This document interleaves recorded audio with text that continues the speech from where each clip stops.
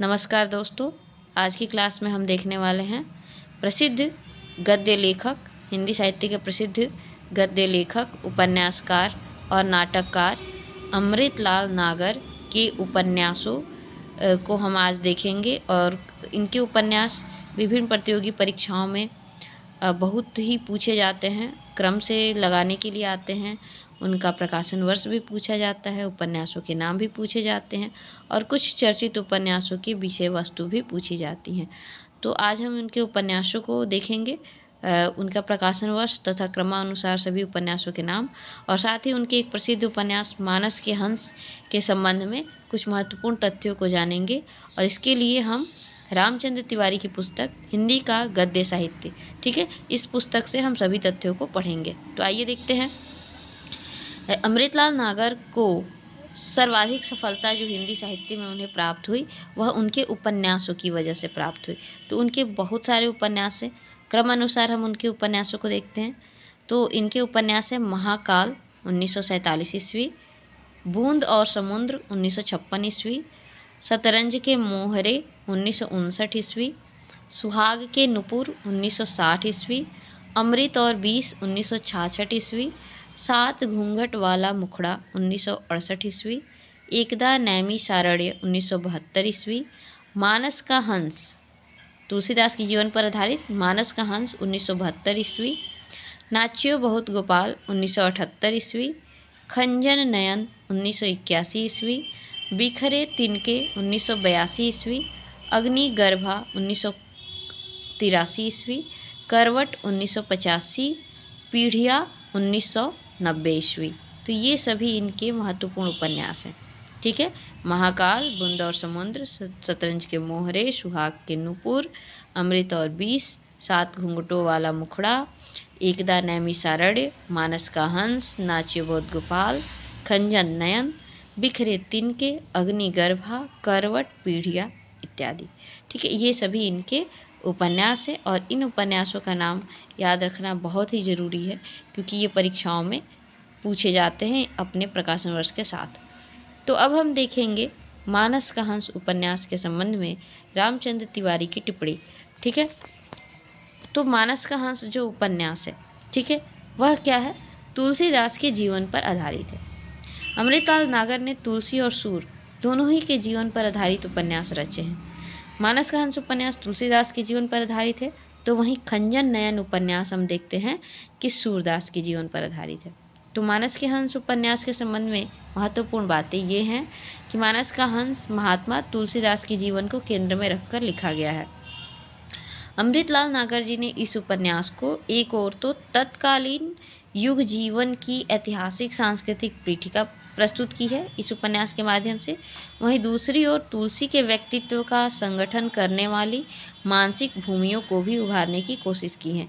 यानी वह कौन सी परिस्थितियाँ रही हैं, वह कौन सी मानसिक परिस्थितियाँ रही हैं जिसमें तुलसी का व्यक्तित्व निखर कर आता है, एक महाकवि के रूप में, एक संत और भक्त के रूप में।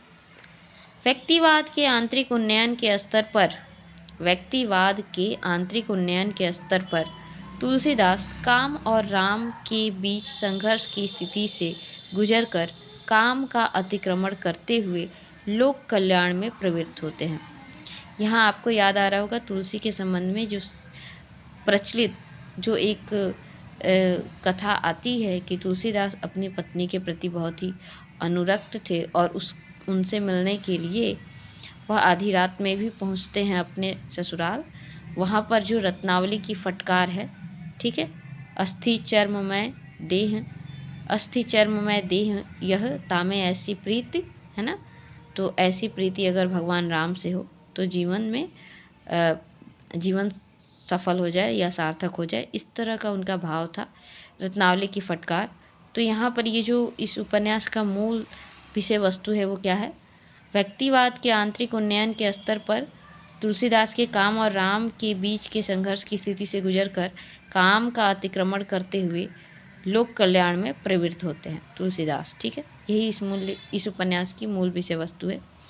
ऐतिहासिक सांस्कृतिक पीठिका को दृष्टि में रखकर देखा जाए तो वे अंधविश्वासों, रूढ़ियों, भेद प्रभेदों से ऊपर उठकर एक जन नेता का रूप ले लेते हैं और अन्याय का विरोध करते हैं। वे अपने राम को भी गरीबों और दलितों का आश्रय देने वाले लोकनायक के रूप में प्रस्तुत करते हैं। तुलसीदास जो उनकी रचना है रामचरितमानस, उसमें वे किस तरह से राम को प्रकट किए हैं। वे अपने राम को भी गरीबों और दलितों का आश्रय देने वाले लोकनायक के रूप में प्रस्तुत करते हैं। नागर जी ने यानी अमृतलाल नागर ने तुलसी के आंतरिक और बाह्य दोनों संघर्षों को तत्कालीन इतिहास की पीठिका पर सही ढंग से उभार कर एक प्रगतिशील और क्रांतिकारी तुलसी की सृष्टि करते हैं। उनको तुलसी ऐसे राम बोला बाबा हैं, उनके तुलसी यानी अमृतलाल नागर के उपन्यास में तुलसी का जो व्यक्तित्व उभर कर आता है, उनके तुलसी ऐसे राम बोला बाबा हैं जिनको ब्राह्मण, राजपूत, गोप, गोड़, कहार, केवट, नाई, जुलाहे, छोटी कौमों के मुसलमान, तमोली, छोटे छोटे सौदागर सभी अपना समझते हैं। यानी वो समाज में के भेदभाव से ऊपर उठकर सबके प्रिय हैं और सब उन्हें प्रिय हैं, सब उन्हें अपना समझते हैं। नागर जी ने तुलसीदास के पूरे साहित्य और उनके जीवन पर प्रकाश डालने वाला ऐतिहासिक साक्ष्य तथा उनके समय की सामाजिक चेतना का बोध कराने वाले इतिहास ग्रंथों का अनुशीलन करके इस महत्वपूर्ण उपन्यास की रचना की है।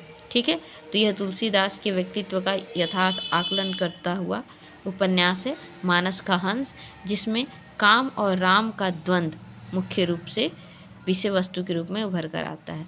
तो ये हमारा तुलसीदास जो है मानस का हंस उपन्यास के संबंध में है। और यहीं पर हम थोड़ा सा अगर हम देख ले तो हम देखेंगे यहाँ पर खंजर नयन उपन्यास के बारे में। ठीक, क्योंकि उन्होंने तुलसी के जीवन पर तो लिखा ही है और इसके साथ साथ उन्होंने सूर के जीवन पर आधारित उपन्यास भी लिखा है। तो आइए हम देख लेते हैं। खंजर नयन जो उपन्यास है अमृतलाल नागर का 10वां उपन्यास है। इसमें सूरदास को कथानायक बनाया गया है। सूरदास जो भक्ति काल में कृष्ण भक्ति शाखा के प्रसिद्ध कवि हैं, सूरदास, उनको कथानायक बनाया गया है। इसमें सूर के मन में चलने वाले काम और श्याम के द्वंद्व का बहुत ही अच्छा चित्रण है।